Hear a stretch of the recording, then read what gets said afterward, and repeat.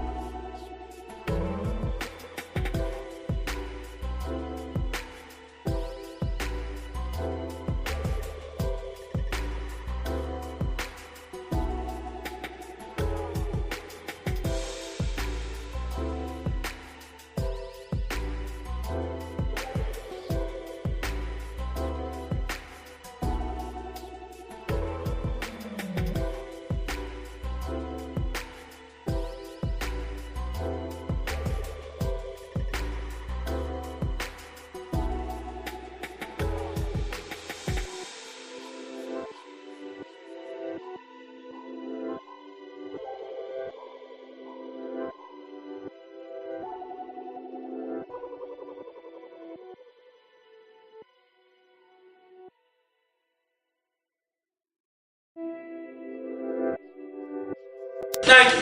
The Lord is my life. And my salvation. Nothing shall harm me. We shall not fear. We shall not fear. We shall not fear. We shall not fear. There's someone wrong. There's someone wrong. They should not rise. They should not rise. They should not rise. They should not rise. They will not rise. I do my thing. In Jesus' name. In Jesus' name. Amen.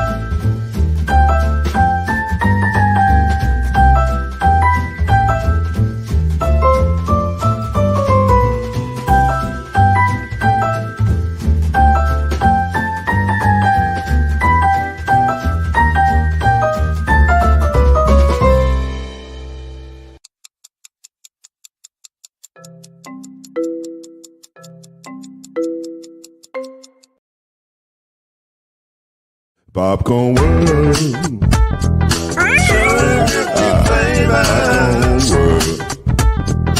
Popcorn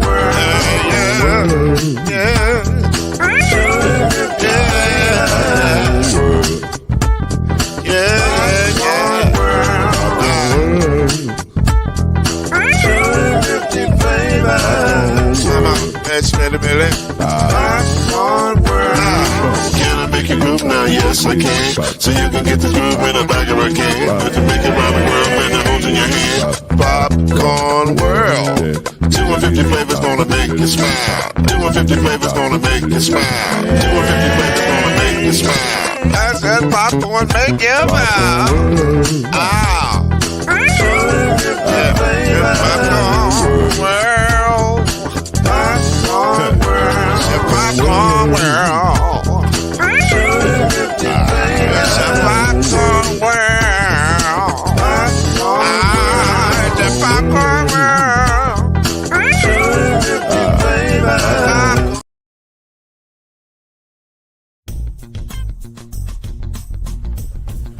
You're now listening to the Brothers of the Five. At shooting guard, it's your boy, Killer Cam. At small forward, it's Reggie Love. At point guard, C Major. At power forward, Al B. And at center, Mr. Noise, Lloyd Spence. And now, the Brothers of the Five. Add one more plus me and do the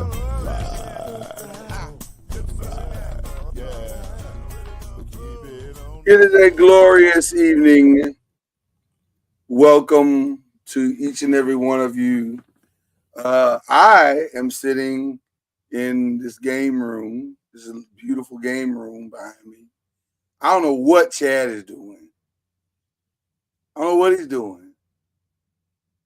He got some strange dude looking at us in the background. It's ridiculous. What is this, Chad? We still them boys, man. No, you're not. We still them boys, man. This is what we doing tonight? We just putting up ridiculous stuff? Okay, I'll play a silly game. No. I'm good. We still them boys, man. Okay. All right. We want to do ridiculous things tonight. I see what's happening. No. I'm with it. I'm with all of that. It's a little tomfoolery, that's all. Just a little tomfoolery. Okay, no. I'm with the tomfoolery. You want to do things that are tomfoolery? I'm down with the tomfoolery. First of all, how you doing? Let's tell everybody how you doing. First of all, this is the Five. That's C Major right there. I'm Lloyd Spence. Good to see everybody. As always, we're glad to be here to bring this show to you. We love doing this show. Yes, sir. Tell me what's going on with you. How you doing, Chad Mason? Good, man. Good.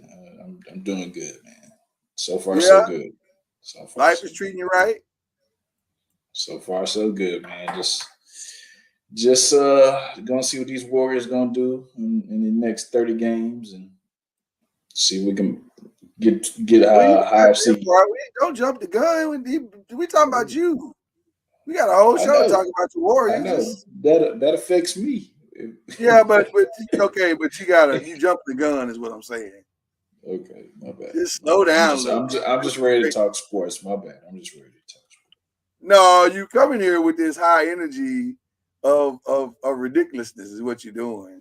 Hey, we going all in, man. What is this thing? Who is this guy? Look like Troy Aikman. That's supposed to be Jerry Jones in his former life? Could be, man.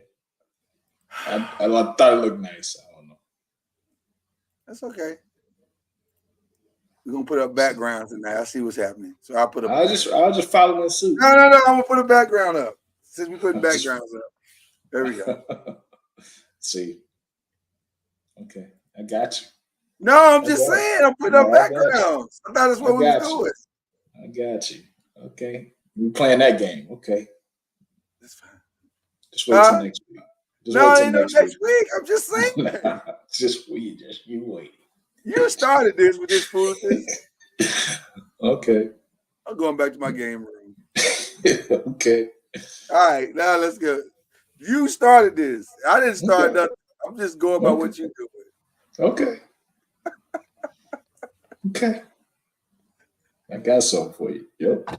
Why you gotta have something for me? I didn't do nothing. Okay. You know what? We just move on with the show. Boy, people just so sensitive tonight. I don't understand. Well, we've been on a break. Some of y'all be like, why ain't y'all come last week? Because it was Valentine's Day, and we love our wives like you love your wife. Man. Or girlfriend or whoever your significant other is.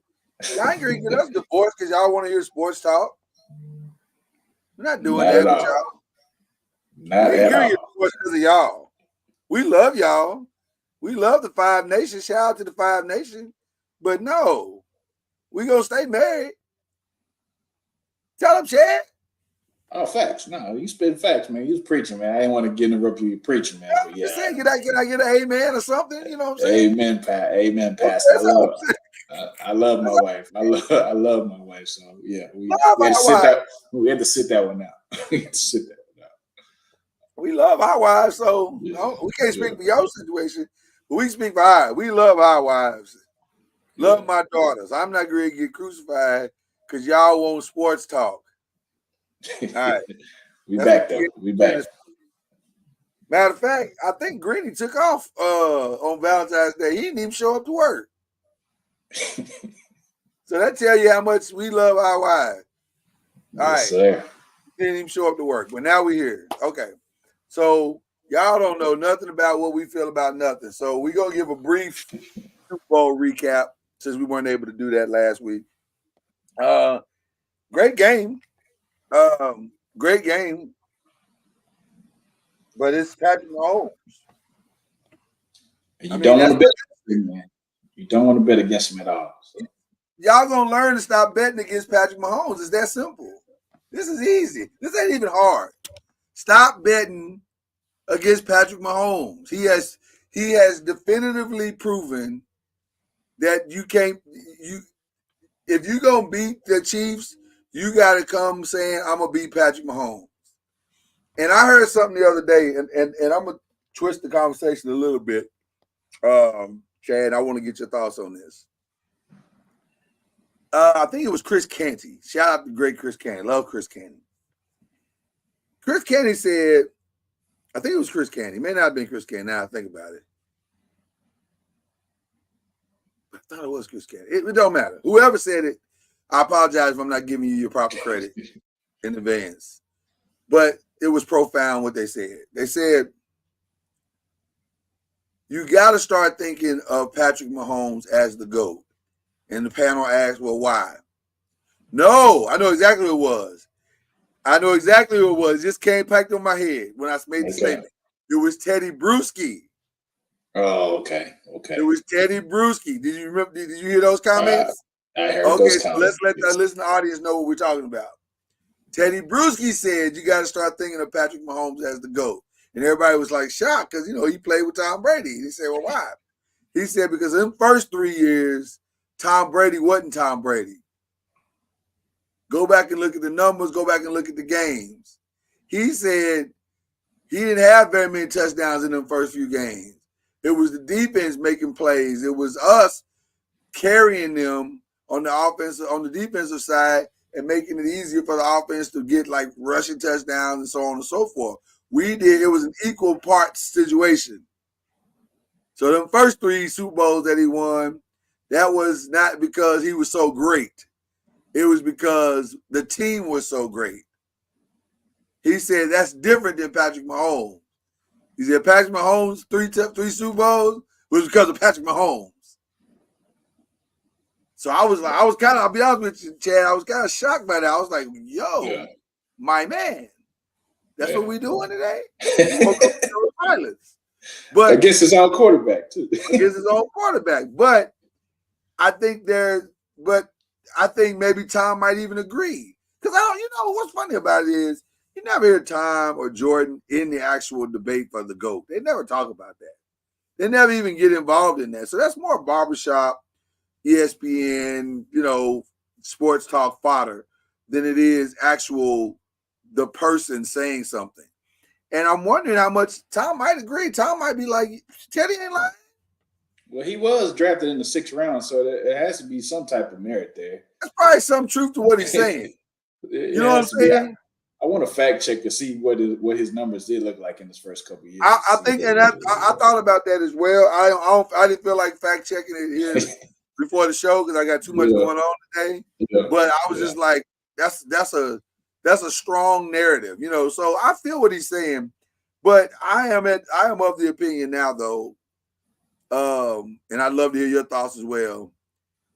Man, Patrick is just that dude, and until somebody proves that they can beat him, and here's the thing, you gotta go beat him. Yeah, like they're not gonna beat themselves. The 2 Super Bowls that he lost, well, not 2 Super Bowls, the 1 Super Bowl that he lost to Tom Brady. That defense went out and beat him. They beat him up. They beat up his team. They beat up his coach. I think the water boy got smacked around a little bit. They beat him. Yeah. That's what we're talking about. Patrick Mahomes has to be defeated. He's not gonna go beat himself. He's not gonna. He's at that. He's in that zone now where he's not going to keep making a bunch of mistakes. Even in the Super Bowl, they lost to. They've lost 2, right?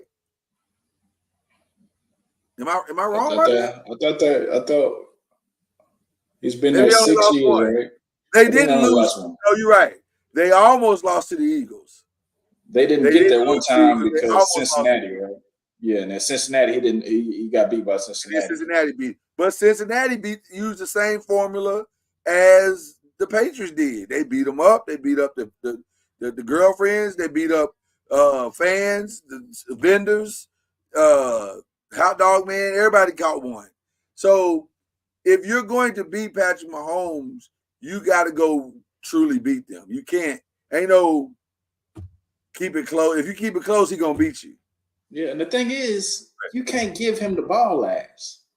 No, you cannot give him the ball last. Why would you? And I heard about some confusion or whatever that San Francisco didn't know about the overtime rules. Whatever. Even though as it may, you still can't give him the ball last. You gotta. Right. You gotta go ahead and have him already get his stuff out the way, and then you can go ahead and have the ball and possibly win the game. But him with the ball last is going to be defeat. You lose 99.99% of the time. Yeah. But like you said, Cincinnati really is the only ones that have kind of cracked the code, and I'm not sure if that's going to ever happen again because we don't know what Joe Burrow is going to be. Now that coming back from injury and everything, so I think maybe Kansas City or for the foreseeable future. I don't really see right now unless Baltimore does something miraculously and tries and Lamar just turns it around, and I just don't see Kansas City. I don't think the Ravens are as far away as people think they are. I think the Ravens are close. They just gotta let Lamar be Lamar and stop trying to make him into something he's not. He's a running quarterback. He's good at it. In fact, he's the most dangerous weapon in the NFL. So let him be who he is. And if he's allowed to go trust his instincts, I think they can win that game. Now they got a lot of off-season challenges because they got to sign a whole lot of folks back, to make it all work. But if they can bring back the core of that team, I think they'll be right there. I think they'll be right there in the end. Now, you said something interesting about Cincinnati. I gotta agree with you in that I don't know what Joe Burrow is going to be anymore because you can't keep having a bunch of injuries and it not ultimately start to affect you. And he's having them early.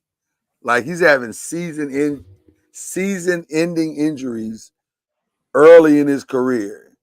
And so you got to wonder how much of that is going to play in the long-term journey of his career. Like, did he go out and beat Patrick Mahomes? Yeah, he beat him at Arrowhead. Yeah. But can he stay healthy enough to get through a season to do it again? That's the question. And also you got T. Higgins, got that in that Well, situation. we'll get to that. We'll get to that in a minute. Yeah. We're definitely gonna get to the free agents and all that stuff. But it's just an interesting conversation. But that's our recap, y'all. Y'all saw the rest of the stuff. We don't want to talk about Alicia Keys. Everybody done beat that down. Usher did fine. He did good. Everything else is fine. It's been a while since then. That's what I said. It looks creepy, just like his franchise. It looked good, don't it? It looks creepy, like real creepy. It's hypnotizing. It's hideous, is what it is. But let's go to question 2. Now this is a little different. I ain't gonna hold you.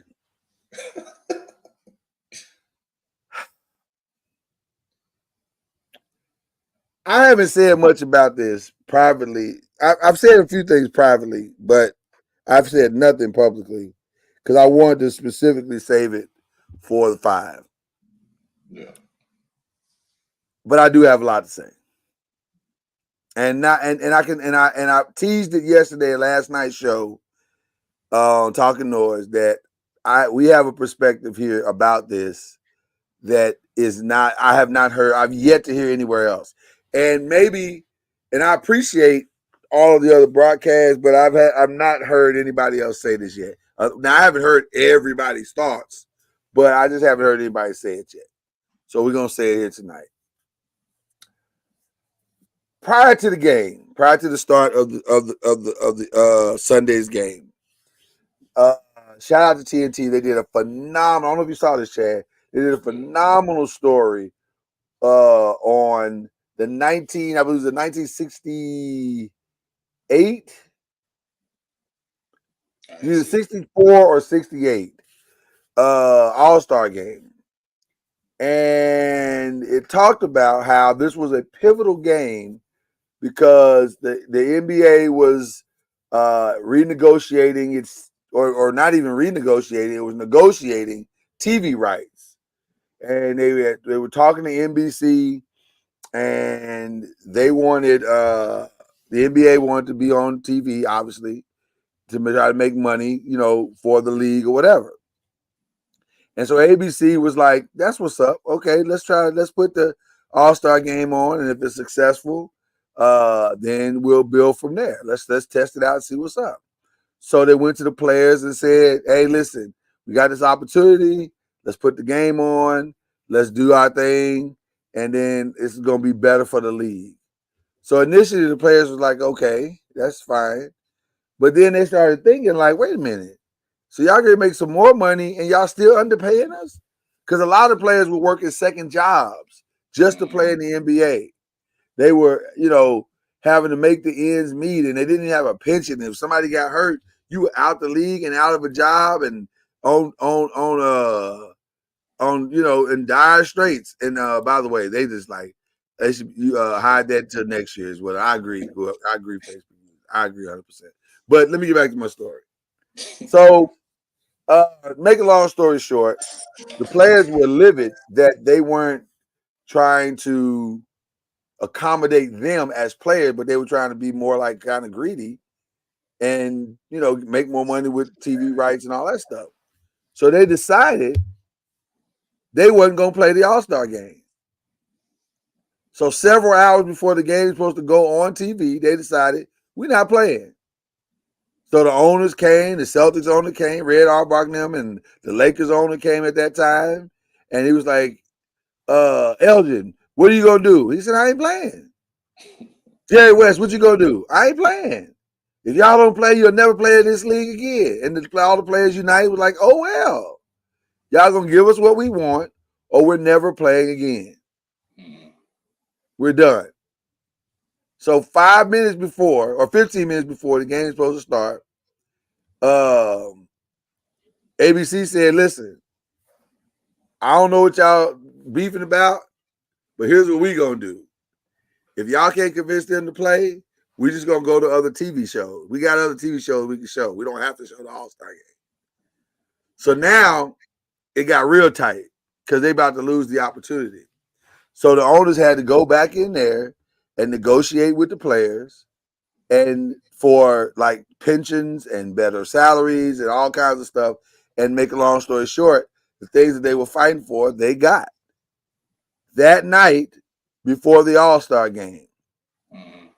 So many sacrifices, many threats, many things have gone on in this league to make this league better for players, for coaches.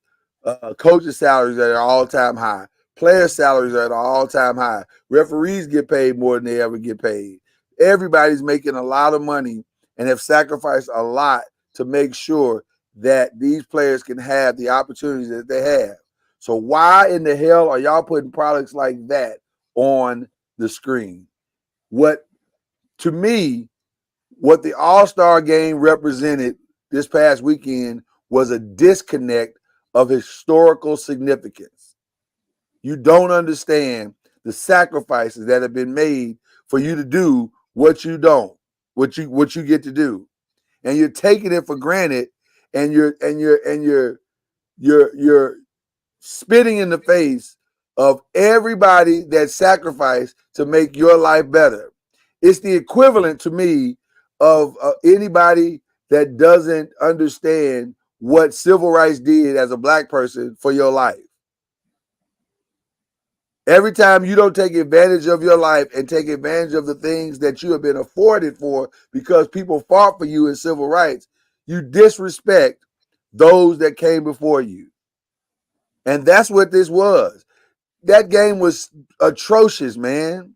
What Anthony Edwards, and I'm calling out Anthony Edwards specifically, but what he did in the skills game, shooting with his offhand, all that ridiculous, that's atrocious, man. That's embarrassing. And it's a disrespect to the people that gave their lives. They need to go sit down. Anthony Edwards needs to go sit down with Spencer Haywood and then understand why what you're doing is ridiculous. Spencer Haywood didn't go through all the hell he went through so you can go out here and act a fool. This is a business, and it's a business that has helped young black men become millionaires. And this is the way you treat it?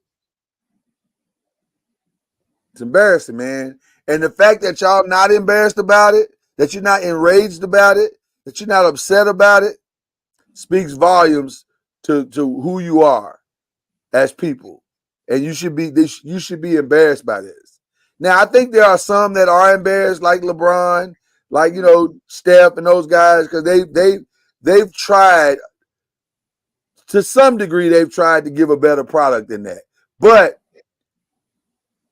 I still say they got to do a better job of holding these young guys accountable. And now my last statement of this, and I want to hear what you got to say.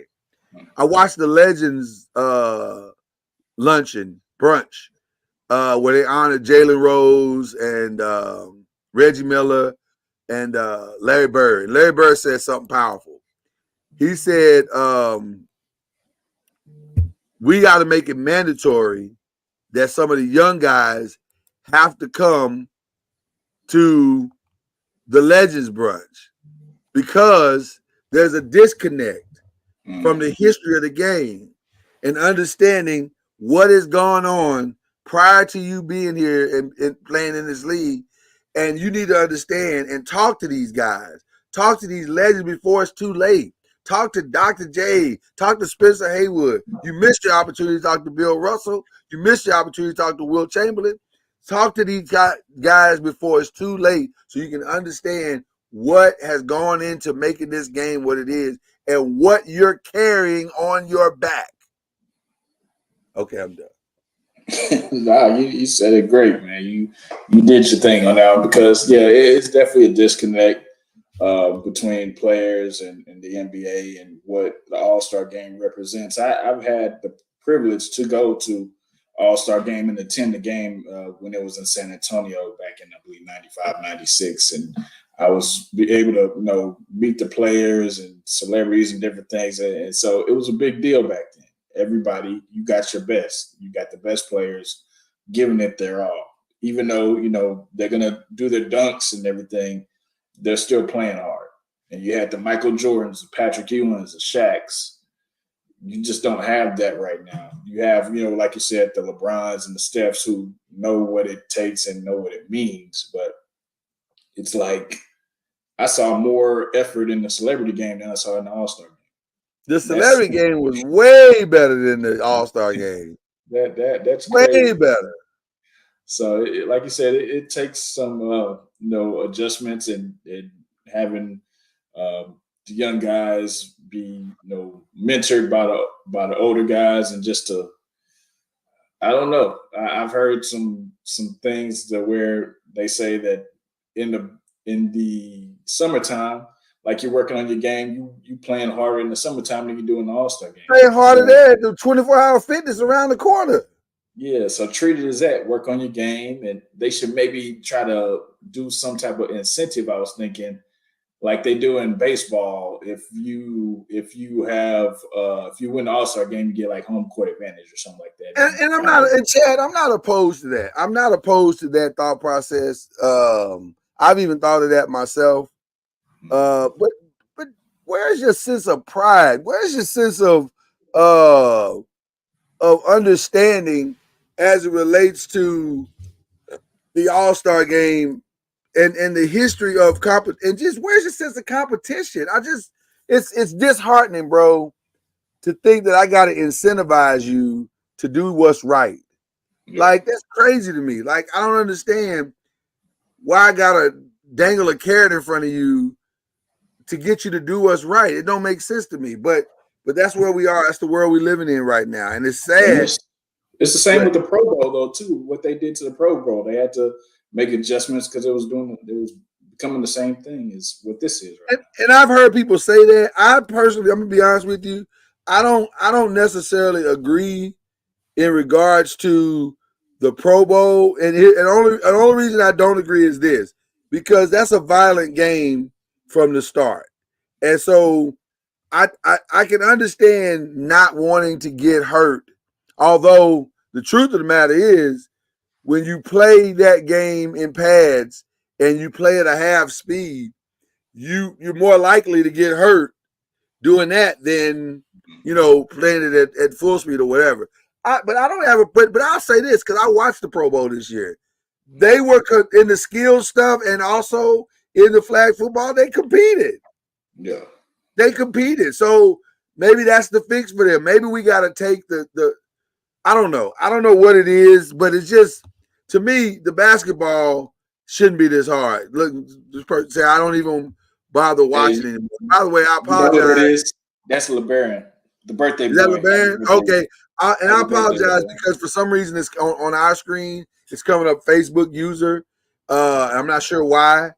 So if you don't mind identifying yourself, we'd appreciate it. So that way I can give you your props and give you your shout outs, whatever. Shout out to LeBaron. Happy birthday to you, bro. Happy birthday, everybody get your popcorn world for real. Everybody get your popcorn world today. DoingTheFlavor.com. Get on over there and buy you something. And I agree. The dunking contest you know what? The dunking contest was bad. The skills thing was bad. The only thing that was good was really the 3-point competition. And the Sabrina and Steph thing was good. Yeah. By the way, Kenny Smith is catching bullets. Oh man. Sometimes you just gotta be quiet, man. Well, I'm gonna tell you something, man. I think Kenny was tired. And I think he wasn't thinking, because I feel like in his right mind he wouldn't have said that. I could be wrong, but I think in his right mind he wouldn't have said that. Because it didn't make sense what he was saying. He was like, well, she should have shot from the – bro, she put up a score that if she'd been in the men's game, she would have qualified for the finals. Exactly. So No, she didn't need to shoot from anywhere but where she shot. She did great. She just lost. And she didn't lose by a lot. Steph didn't blow her out. Yeah. You think So I think what's gonna happen next year is they're gonna make it like the match. They're gonna probably bring Steph and Clay together, and probably Sabrina and Caitlin Clark. Yeah, something like that. And I understand when LeBaron said people made a bigger deal of what he said. Can't just But say that's that what happened. That's why you don't say it. That's actually the reason why you don't say it. Because people are going to take something small and relatively benign and innocent and turn it into a big thing. And I knew when he said it, I was like, oh no, you should have said that, bro. Because those politically correct police are always listening. And they go take that statement and run with it. So, and that's an easy one to take and run with because it's not real. It's not a real thing. Like, no, she the one said, I think I can beat Steph. So guess what? You got to come shoot from where Steph is shooting from. You can't, because he can't come shoot from where you shoot from. It does him no good to go to the WNBA All-Star game, 3-point contest, and you push him in 5 feet. You're gonna make them all. What? You push him in 5 feet and give him a smaller ball. He might not miss. So I think it worked out the way it was supposed to. She did great. It was fine. But as a whole, the weekend was terrible. Like it was a C- at best. It's And hard I'm to being be, generous with the C-. but it's hard to have like an all-star game like when it's cold like that. Because I remember when it was in Dallas and everybody was complaining it was cold and everything. It's I don't know. It just brings a different vibe. I think the cold is what made that happen. I think so, man. I think it's just a different vibe, man. The different vibe it brings. I don't know about that.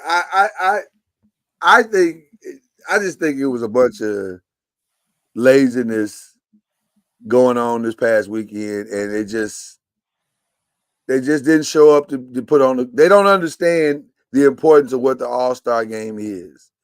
The All-Star game is a showcase to the fans.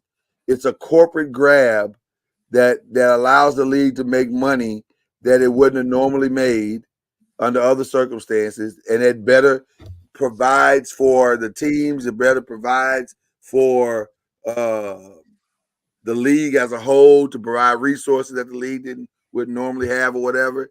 I think now I'm gonna tell you this, and then we'll move on. I think they need to incorporate more of what happens in the celebrity game in their All-Star game. That LED court was fire. Oh man, That's great. I think that's fantastic. Yeah. So why not incorporate some of that into the game and into the competition to make it even more interesting? Because that's a cool little vibe, and the All-Star game is the perfect platform to put that in. And I thought that's what was going to happen. I thought they were going to do that, but I guess not. I thought they were going to do that too. So I'm saying you got this amazing court that's designed to perfection. Why not utilize it to the fullest? Like, I don't understand why you're not utilizing that to the fullest. So I don't know. I again, I feel like C- is too high. Maybe I go D+. It was bad. Yeah, it was bad. 200 points, bro. That's bad. It's no defense whatsoever. They had 100 points in the first half. Huh? They had 100 points in the first half. That's 100 points at half. They scored 211 points. That's ridiculous. And then the other team scored 196. What are we talking about right now? Or 186, whatever it was. That's ridiculous. So anyway, enough of that. We'll move on to question 3. March Madness, man. We're about a week and a half. We're a week away. We're a week away. I'm watching these teams. I'm starting to watch so I can get my bracket together. Who you watching, man? Who you got who's your early national championship favorite? I would have said UConn, but Creighton was like, nah. Creighton came out last night and whooped the tar out of the UConn. Yeah, I'm watching. I'm watching Houston right now, and I'm watching Purdue. Those are my two. That I think will be there at the end. So I'm gonna tell you something, man. I've watched Houston, and here's what I think. Houston has everything you need to win a national championship. The problem is they have the same problem that Louisville had in 2013 when they played. It's an ugly style of basketball. Why you got to bring that up, man? Come on. Well, I'm bringing it up for it because it's an ugly style of basketball. They're physical. They are so – Houston is so physical. They come in to punch you in the mouth. They're gonna be physical. They're going to beat you up. They're going to bring the noise. They're going to bring the ruckus. Now, what will be interesting is, will the NCAA tournament allow them to play that way? Because if they call the game based on their style of play, then man, they're gonna foul out.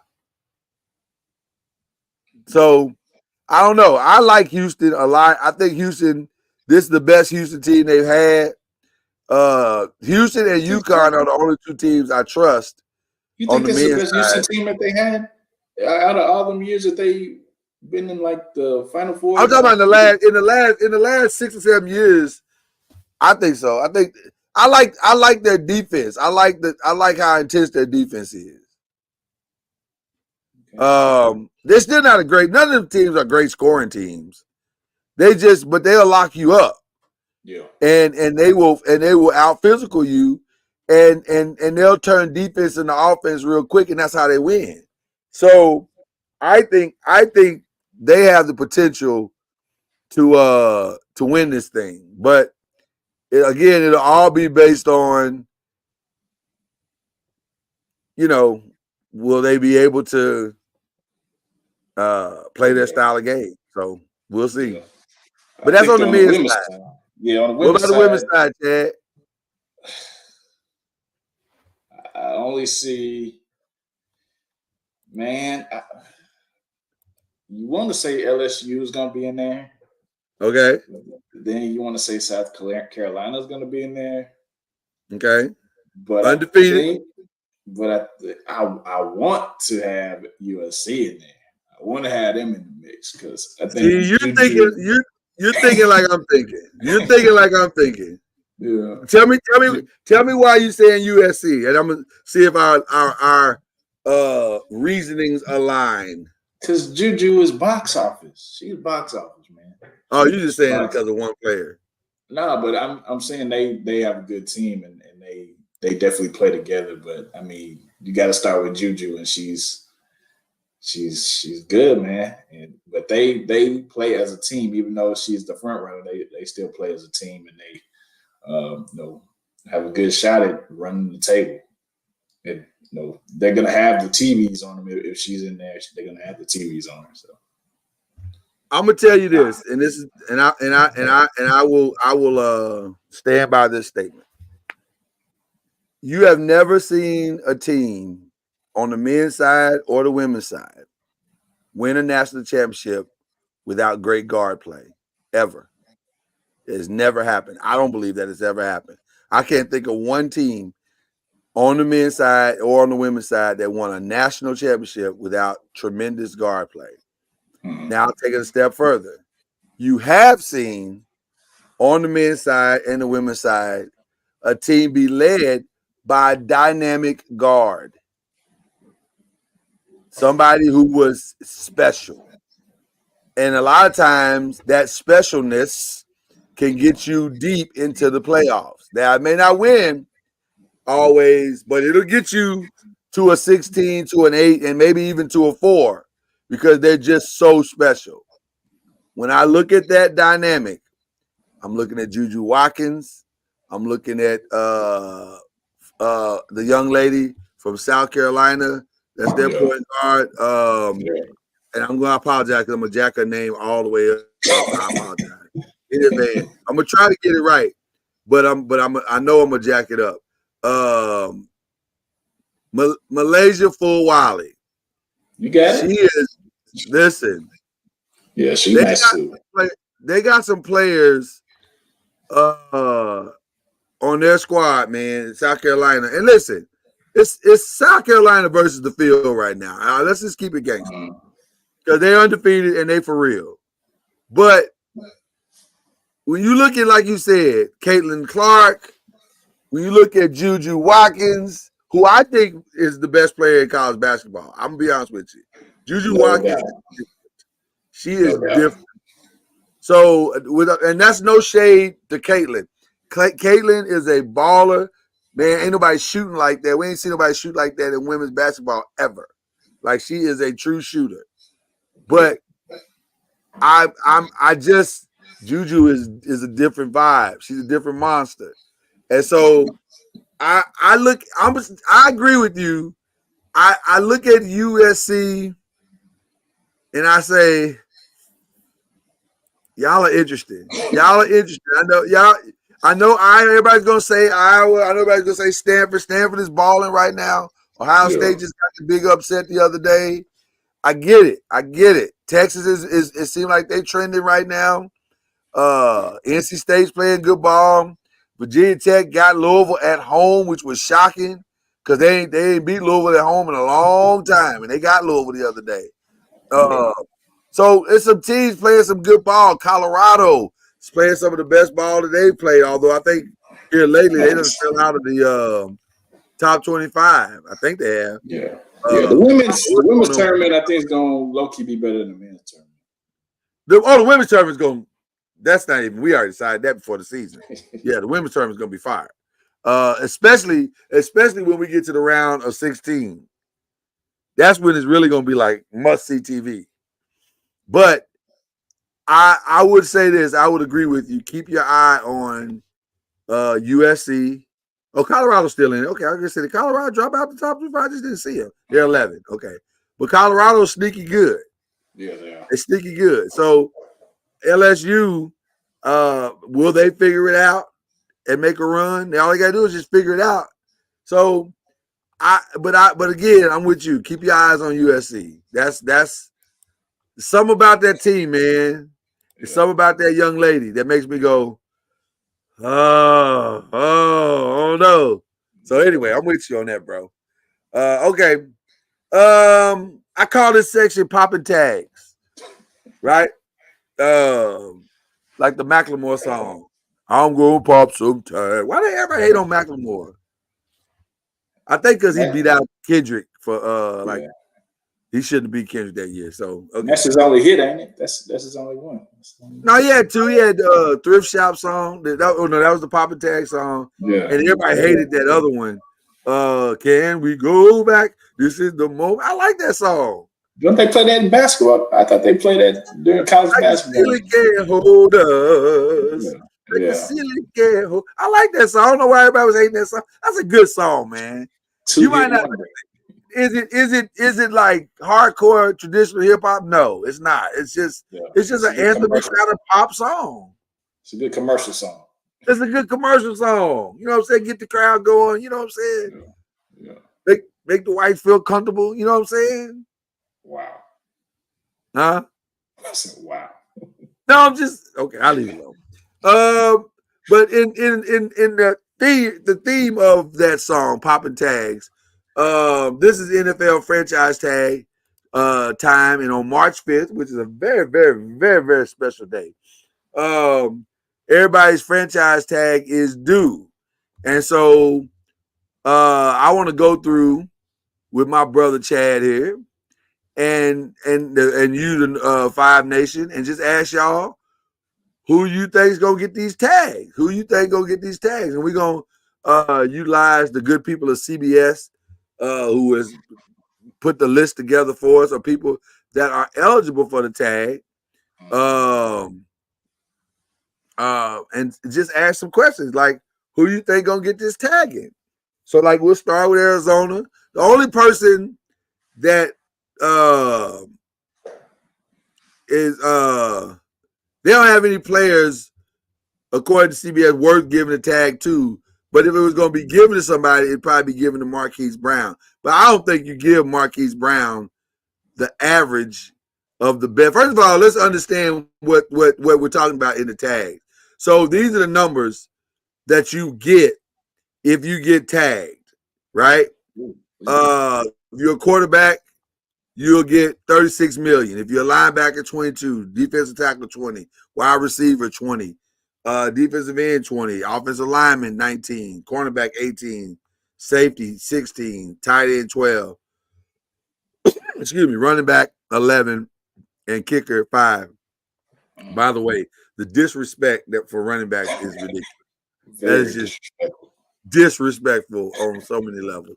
But now we digress.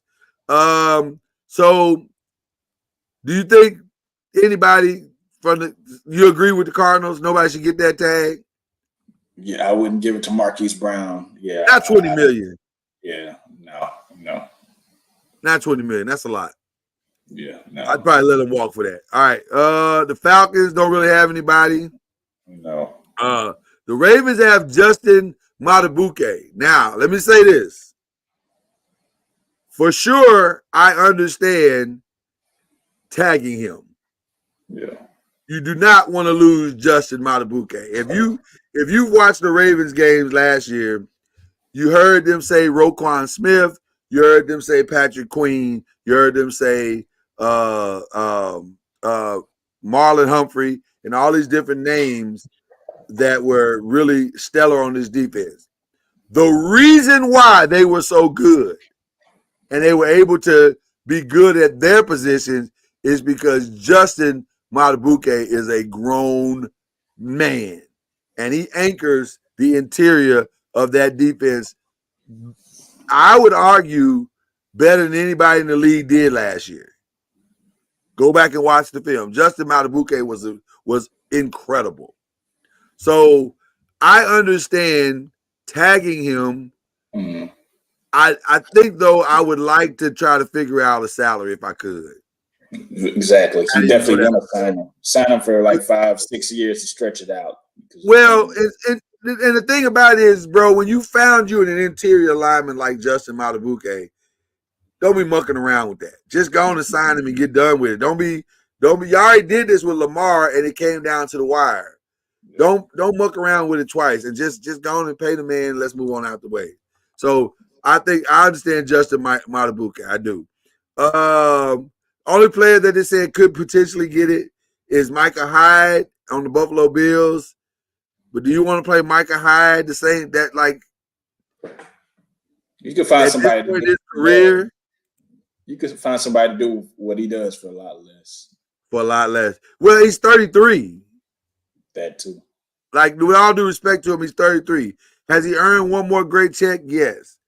Do you want to pay him $16 million? Yeah, won't be by Buffalo. That check won't be by Buffalo. If that's right. I think he gonna get his money. He just won't be by Buffalo. Carolina Panthers, Brian Burns. I think it's the same situation as Justin Madubuike, but it's in a losing circumstance. Like, yeah, it hasn't helped. Like, they got a great defense, and it'd be nice to get that, squared away if you can, because you don't want to. You're already rebuilding. You want to just keep making it hard for yourself. So to lock this dude up now, while you're still relatively not a great team, probably smart.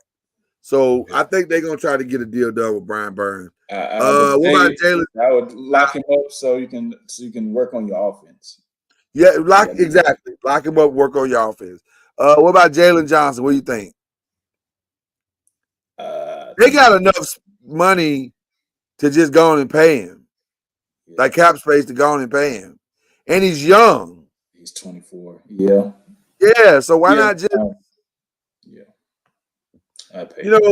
And listen, we all know how hard it is to find great secondary guys in the secondary. So just go on and pay them, and let's get it over with. Now, this one intrigues me. Yeah. This one intrigues me because T. Higgins has not had he didn't have a great season this year, but that probably wasn't his fault. But when Burrow is healthy, he's caught over 1,000 yards. But can you find another T. Higgins? Oh, is there one in the draft? That's I my don't know. point. We don't That's know. my point. Or do you just elevate Tyler Boyd? And now you got Boyd taking T. Higgins' spot, basically doing the same exact thing, and you let T walk. That's tough. That's tough. That's tough. Because I don't know That's tough. if Tyler Boyd is a number 2 receiver. I don't. We know T. Higgins could be a number 2 receiver because he's had multiple 1,000-yard seasons.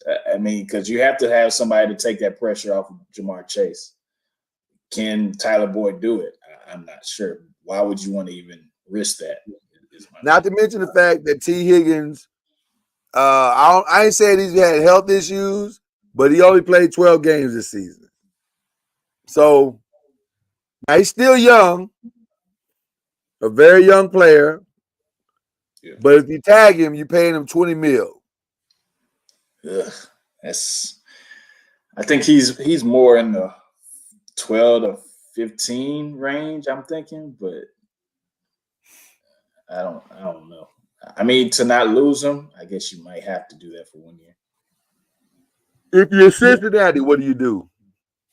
I know what you're hoping they're gonna do. You're saying I know you're hoping they let him go, so I think if they dude behind you can go get him. No, I think that if they let him go, perfect place would be Carolina. You go to Carolina. They got a lot of money to pay players. So I That's a think good point. that's That's a great spot. So I mean, I believe that Joe Burrow wants him there, so I think they'll make. You think they'll accommodate Joe? Yeah, I think so. Okay. All right. No Browns players really to slap it on, so we can move on from there. This is another interesting. You can move on. No, we ain't moving on. You can move on, man. No, matter of fact, not only are we not gonna move on, I'm gonna single you out. I mean, The name that you've already franchised, which is what put you in the Dak situation, is Tony Pollard. Yeah. Last year, Tony had 252 carries, 1,005 yards, and 6 touchdowns, and he averaged 4 yards per carry. he won't get another 11 million from us. Huh? He won't get another 11 million from us. Are you saying let him walk? I'm saying let him crip walk if you want to. Wow. We got If you look at it, we got bigger fish to fry. but you ready to let him walk though? Yeah. Yes. He's had a serious injury and he's come back, and that injury is not, we see he's lost a step. Boy, they hell you and they nail you no matter who you are. And he's not a number 1. He's a complimentary number 2. And he's lost a step. I'm not about to pay that man $11 million. In the theme of Chris Brown, these teams ain't loyal. we got bigger fish. We doing something else, man. Oh man, I You wouldn't pay him $11 million either. he can't get 11 mil. He got it. Get 11 mil. He already got it. Okay, so give it back to him again for 1 year. Not for that production. No, not at all. Man, y'all Cowboys. We could use that money. We could draft somebody better than him and use that money somewhere else. Nope. He can't block either. We need somebody to block. I think he's gonna get the tag, but we'll see. The Broncos don't really have anybody. I would say the Lions don't have anybody. You're not tagging CJ Gardner Johnson. I wouldn't tag him for what? Like that doesn't make sense. Definitely nobody on the Packers. Wait, You're not hold tagging AJ on. Dillon. You're really not What about- tagging John Runyon. You're not tagging AJ Dillon? No, Nah, you're not. no. Too old, man. Why would you tag that dude? Yeah. Houston, Texas, Dalton Schultz.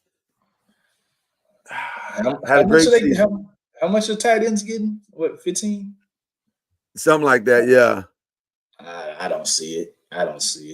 I mean, even though that's well, it's 12. They're getting 12. They're getting 12. Okay. Well, that yes. Okay. Yeah, I'll tag it.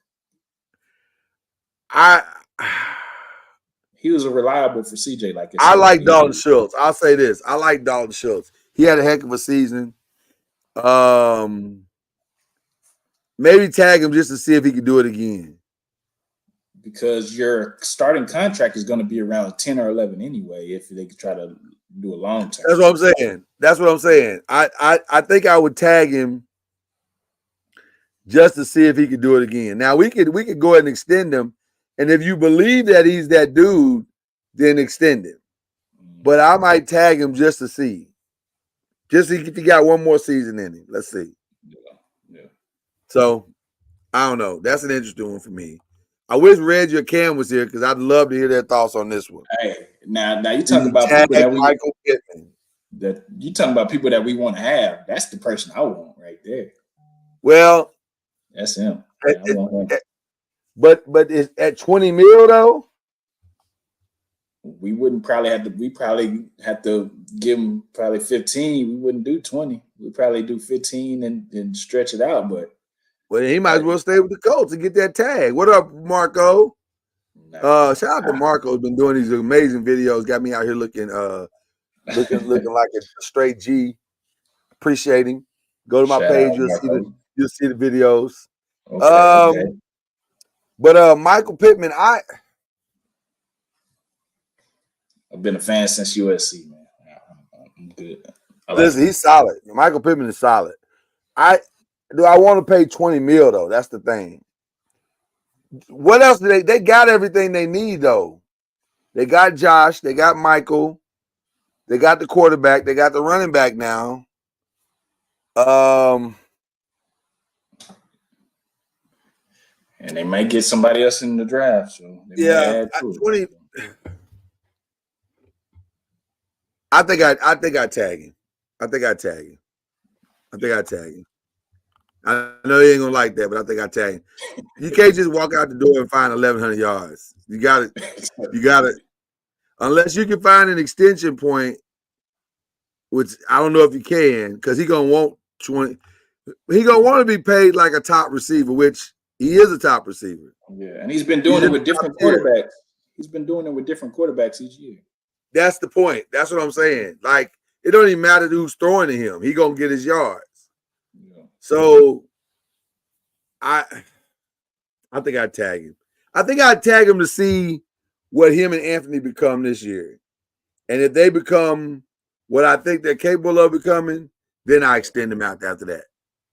Now I know that might cost me a little more, but that's okay if it's winning me a division title, getting me to the playoffs and all that. Then that's a small price to pay to me.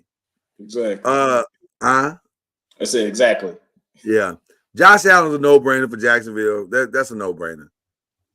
Matter of fact, I'm not sure I would tag him. I think I might go on and sign the brother and try to figure out how I can. Man, 17.5 sacks. Come on, man. Let's just sign him. What we mucking around with this? Yeah. Just go ahead and play the man. Now, here's another one. L'Jarius Sneed. Chris Jones is eligible for the tag. But the reason why they said they would tag Sneed is because it's cheaper to tag Sneed and to work out a deal with Chris. Yeah. You definitely want to Chris first. You definitely want to lock up Chris Jones. Though. You want to lock up Chris, but you can't let L'Jarius lead the building.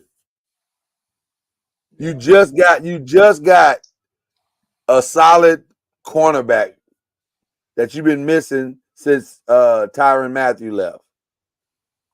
So I think you might have to tag him, man.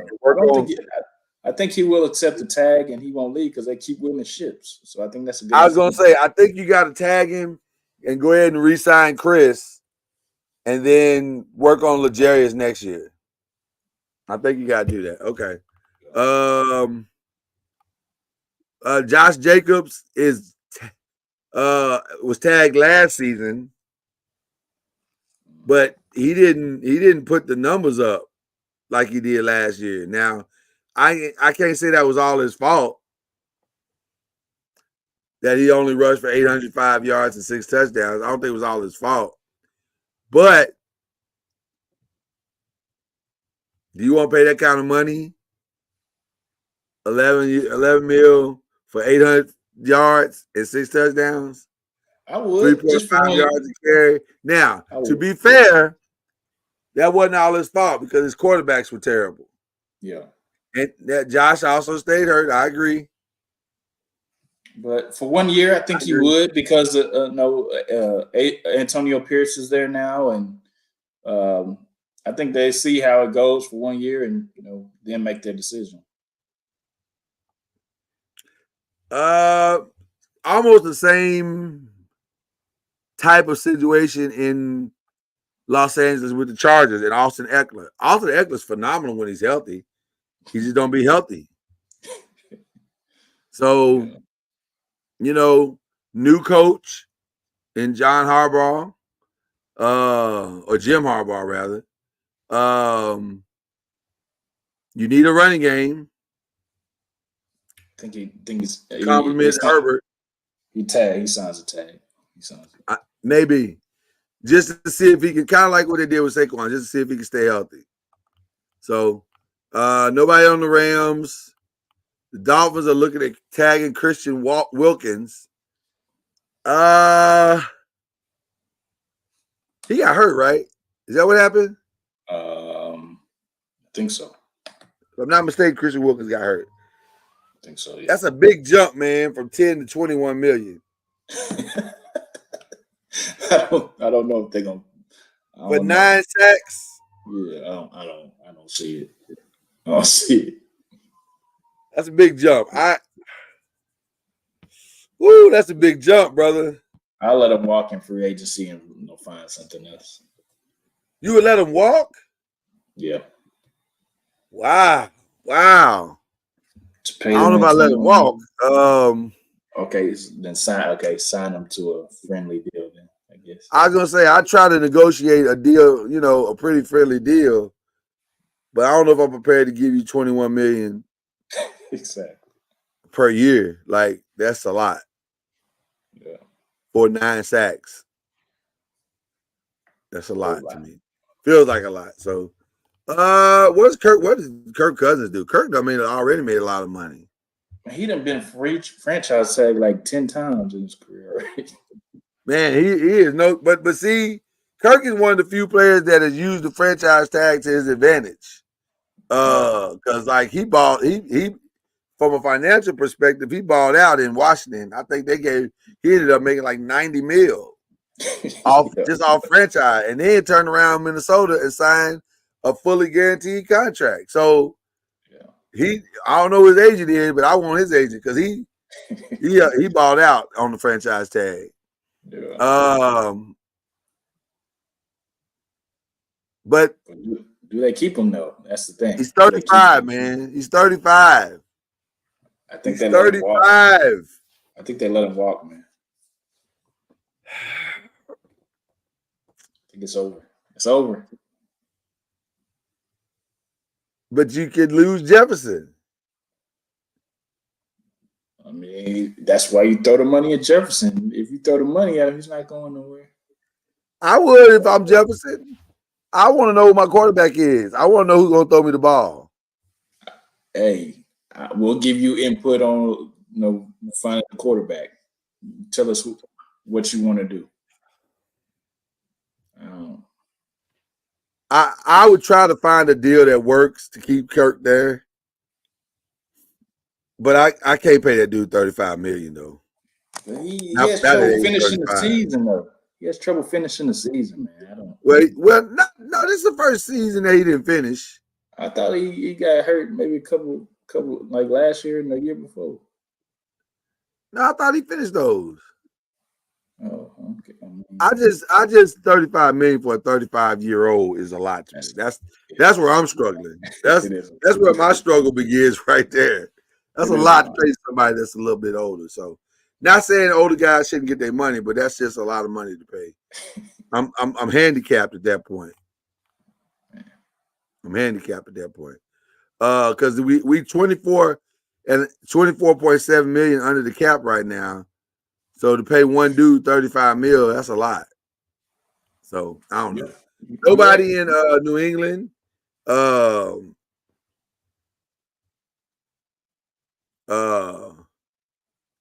Because Hunter Henry, I can't imagine him wanting to take less. Because his tag would be $12 million for tight end. So then and you don't want to tag for that. And then Trent Brown, his tag will be $19 million. And I don't know if his Trent is worth $19 million.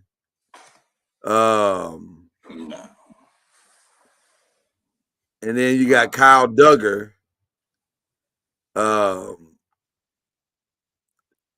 And do you pay a safety that has a passer rating of 67.6?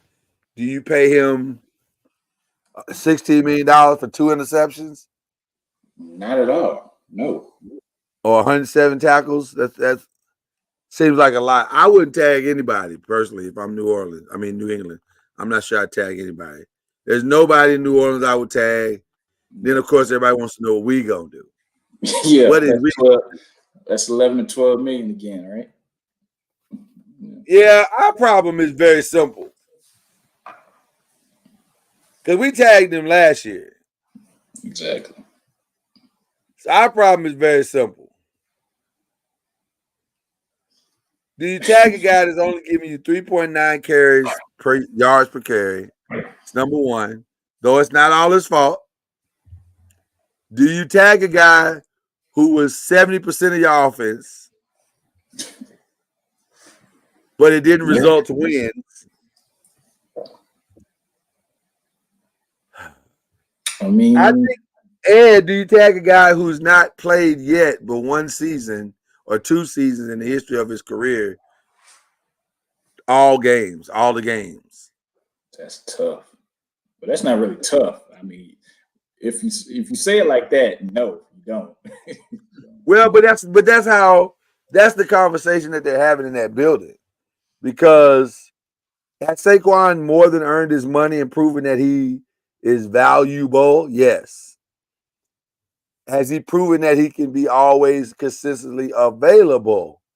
TBD. Yeah. You always say the best ability is availability, and that's best ability is availability. So that's what I say. It's TBD. I don't know, because running backs don't become more available as their years go on. So is it time to go ahead and, unfortunately, listen, with all due respect to OBJ, it ain't really hurt the Giants to let him go. Yeah. It really didn't hurt like we thought it would. It hurt for a second, but not like it wasn't debilitating. So we had other issues that we needed to address, and we still need to address. So I don't know, man. I love Saquon. I'm a Saquon guy. I want to see the brother get his money. Just not with y'all. But I know he wants 15. For how many years? Probably 5. Ugh. Is he over 30 yet? Is he 30? That's a great question. He's got to be near 30. That is a great question. Saquon Barkley is 15. That's a great question. 15 for 4 years is kind of a little steep. Well, I mean, from his perspective, Yeah. he probably says, "I'm giving y'all a bargain. Yeah. I'm 70% of the offense." But you just go out and sign some other players, and he won't be. He's 27. Doggone it. Not even 30 yet. Maybe you tied to that. Maybe you give him 3 years, 15 mil. Or 14. 14? How much guaranteed? All of it? Yeah. And you got to have some player some games play stipulations and bonuses or something. Maybe. But I'm That could saying work. you guarantee it because, or guarantee the 2 years. Guarantee 2 years. 2 years, 15 I'm million. gonna guarantee 28 That could work. with an option on the third. And in that way, Not sure if you're gonna have them that long. Yeah. 5 years is a long time, bro. It is. It'll be what, 32? He'll be 32 when he finish. That's usually the end for That's my point. Yeah. I don't know. That Saquon thing is gonna be tricky. Yeah. And is he gonna leave and become super great somewhere else? Maybe. I don't know. Yeah. I don't know. That's a tricky one, man. It The is. Jets don't really have anybody. The Eagles don't really have anybody. Although they could technically bring back Fletcher Cox and Brandon Graham.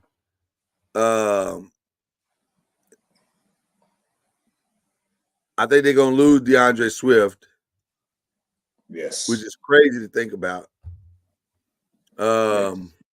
He's gonna be commanding big money. Big money.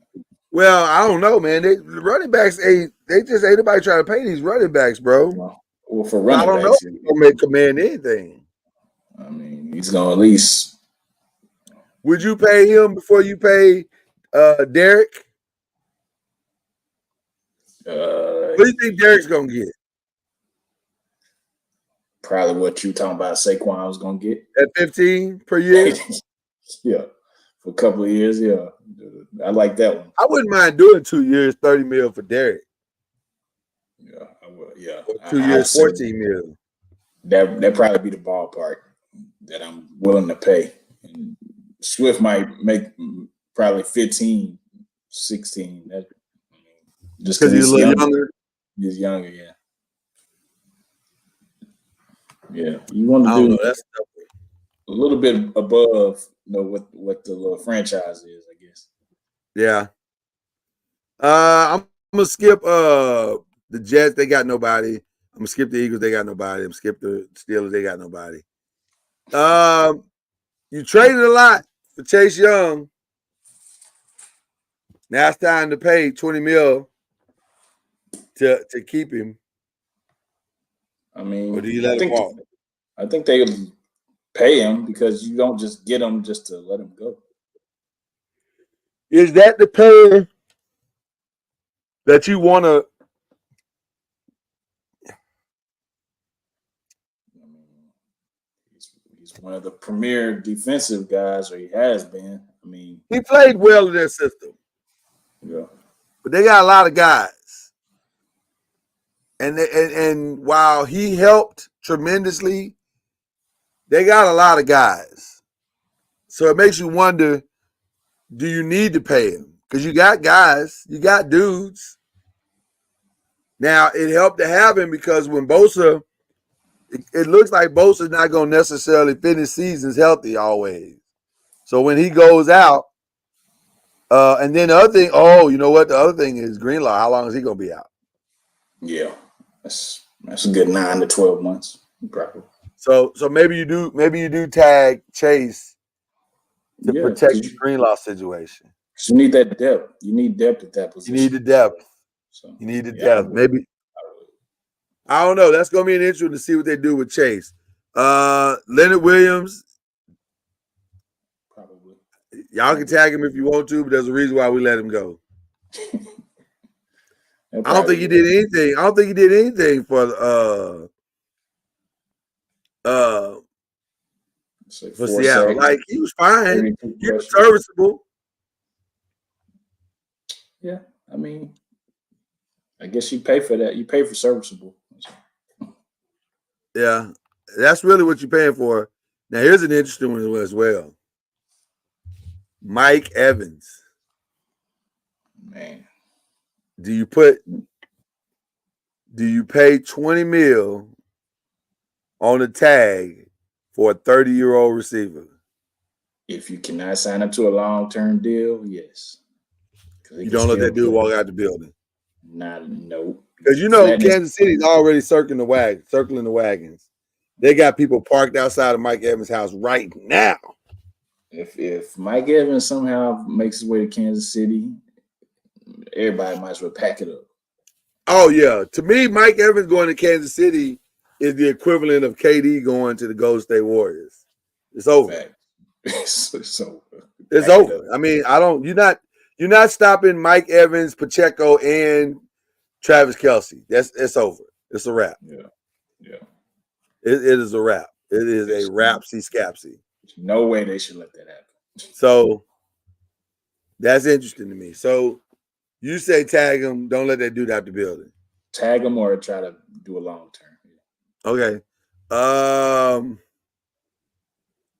Titans aren't tagging anybody. They got $67 million in cap space. They don't want Ryan Tannehill, although they're gonna find out real fast that Will Levis ain't that dude. And they don't want Derrick Henry apparently. So I don't know what they're gonna do.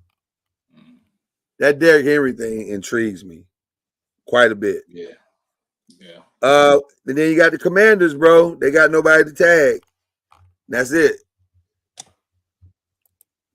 So I think the most interesting one is going to be what do you do with Chase Young? What do you do with Saquon Barkley? What do you do with Mike Evans?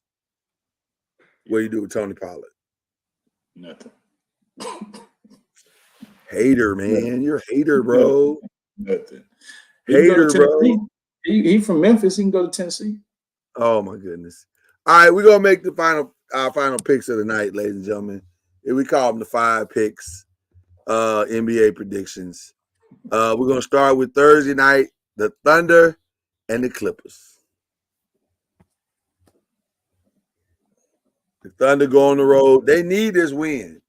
Not just because of the standings, but they need this win because they need to start sending now we're on the second half of the season. It's about to get real serious. And the Thunder need to start sending messages to the league, to the conference that we're for real. Because don't nobody take Minnesota or the Thunder seriously. Not at all.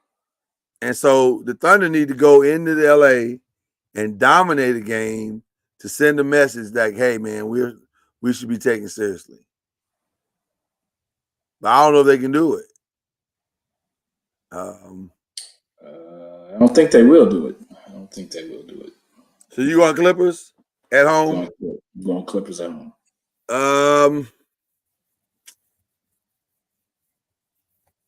I'm gonna agree with you. Clippers at home. The other game everybody's gonna be watching tomorrow night, Lakers Warriors. This don't require a lot of thought because we are on diametrically opposed sides here. But I will say this: I'm really intrigued by this game because I think both teams are playing much, much, much better, and so it'll be interesting to see. And the last time they played, that was a classic. And so it'll be interesting to see how they both react to post, the post All-Star atmosphere now. So I think it would be more intense because this is the back half of the season, so everything counts at this point. Well, Golden State definitely needs this game far more than the Lakers because they're about 2.5 games behind, and in that 10th spot, and they can't afford for the Jazz to kind of catch up or whatever. So Golden State desperately needs this game. The the Lakers needed to move up to put more pressure on Sacramento and Dallas. But this would be a good start and send a good message as to where they are. Give me LA, of course. I know you're talking with the Warriors. Yes. So I don't know why we spend so much time talking about it. The Heat and the Pelicans on Friday night. Heat. I'm going to say if Jimmy Butler plays, that the Heat go in there and beat the Pelicans because I think the Heat are trying to get established like we are a team to be concerned about. And they're chasing the Pacers. They're a half a game back from the Pacers. So I think they're trying to get into that 6th spot so they don't have to play, do a tournament game, a play-in game. So give me the Heat for that one. Yeah, I'm going Heat too. Celtics and Knicks on Saturday. I was going to say this is contingent upon who's healthy, but man, the Knicks, I mean, Boston, I don't know what they're doing over there. I don't know what they're doing. So give me the Knicks at home.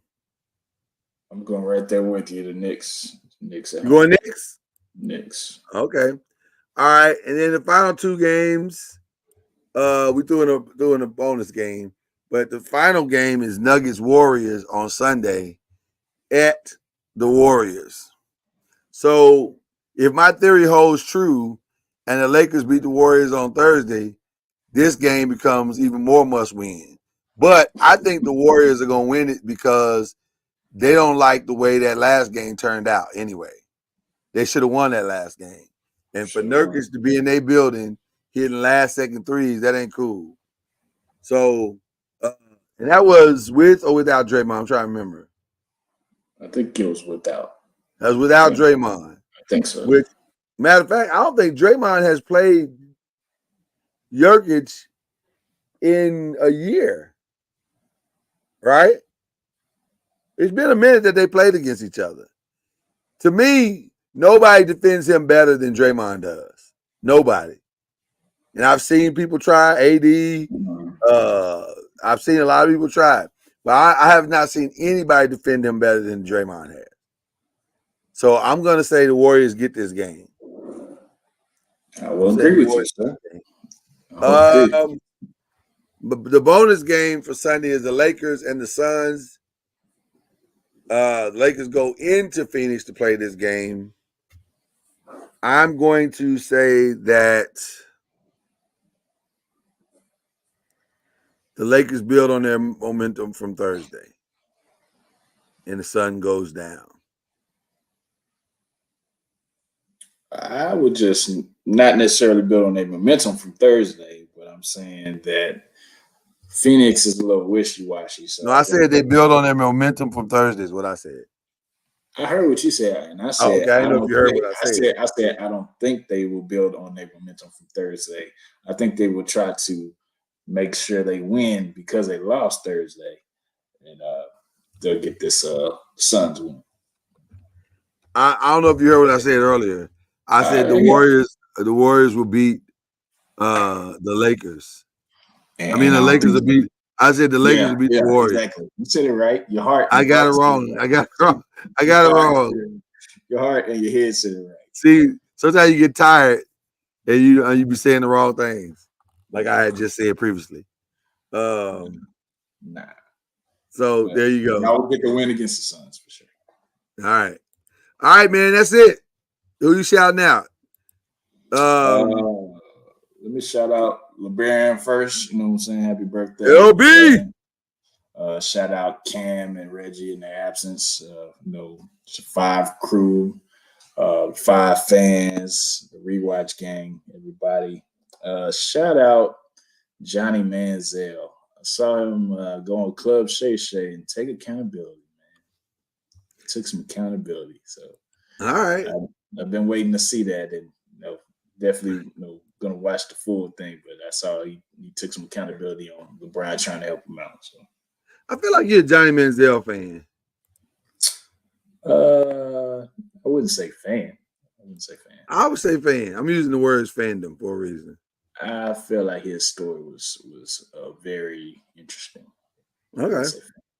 All right. I'm gonna give a shout out to Cheryl Swoops for also taking accountability with the assist from Angel Reese. Cheryl, you might be right, but don't say it out loud though. Just say it for the barbershop or the beauty shop. Because you sound ridiculous when you say it out loud. Some things need to be said out loud. Huh? Some things need to be said out loud. I don't know if that needs to be said out loud. That probably needs to be kept. Keep that together. Keep that inside like a knot. So, shout out to the WWE for building a substantial storyline right now in the midst of chaos. Like the one thing.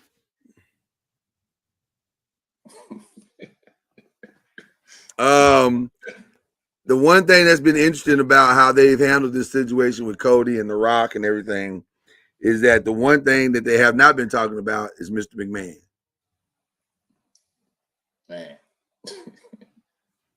You can't do much better than that, bro. Like, ain't nobody talking about that no more.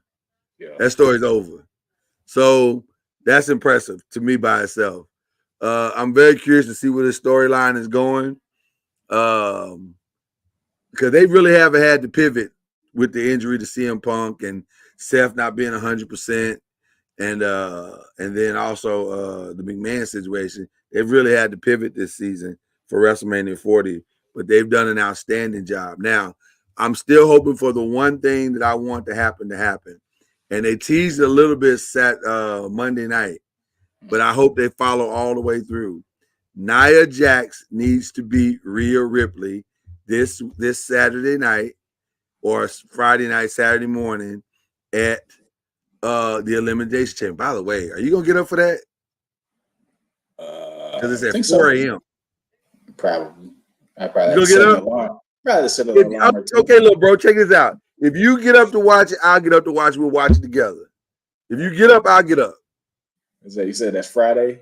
Friday? So it's going Saturday. It's really Saturday morning. Saturday morning.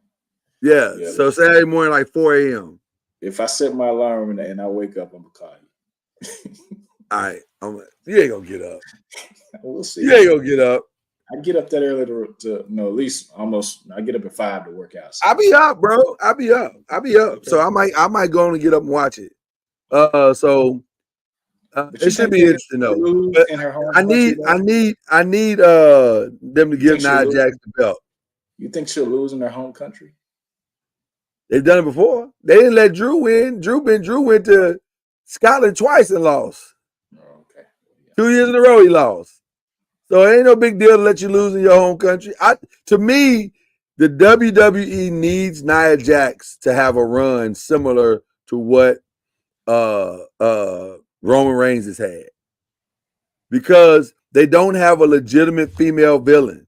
And they need a standard bearer of dominance that people can hate. And she's perfect casting. She's perfect. The way she cleaned that room, the way she cleaned that ring, I was like, come on, y'all got to give her the belt, man. Put the belt on her, let her ride with it for a minute. And technically, she's part of the bloodline. And she's part of the bloodline. So you can add that in if you want to. Yeah. So I don't know. I'm hoping they let her do it, but we'll see. We'll see what it is. And then my last shout out is to the good people of the Power Universe. Specifically Raising Kanan. You get the slow clap. It's the highest honor I can give you. The slow clap.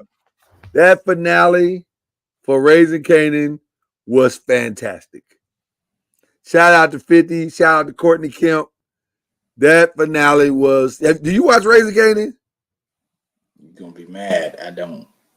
Oh man, you missed. Man, listen. I gotta catch up. One thing that the Power Universe knows how to do is close out a season. It was fantastic. It could not have been played better if they tried. So shout out to them. I appreciate them. Can't wait to see this for the fourth season. of Raising Canaan and seeing what that's gonna be about or whatever. So there you go. All right, that's my shout out. We done, man. That's it. Yes, Good to sir. see everybody. Appreciate you. Y'all have a great weekend. NBA is back tomorrow. Don't miss Believe in the ACC tomorrow. We have a new playoff system. But boy, some people got affected by it, boy. It's gonna be interesting to see how this all plays out. So we're gonna get into the thick of it tomorrow. This new system, 5 + 7 = 12. I don't know what it means, but I know some people are gonna be upset. And then we bringing back an old favorite. You be the judge. We got some of your best singers and dancers and rappers on TikTok, Instagram, Facebook Reels, and YouTube Shorts, Twitter. And we're gonna judge and see who the best of the best is. So all that's going down this weekend on Uncorked Wine. So we had a great time on Uncorked Wine this past weekend with the Step Show. Shout out to the Deltas and the Alphas that won it in a close one. It was really close. It was very, very close voting. I was shocked at how it turned out. So, but it was good. We had a lot of fun. So shout out to both of them. All right. Love you all, man. Love you, Fire Nation. Appreciate you for riding with us. LeBaron, go eat something other than popcorn. You've earned it. All right. Enjoy your birthday, my man, my guy. All right. We'll talk to y'all later. Five Nation. Peace.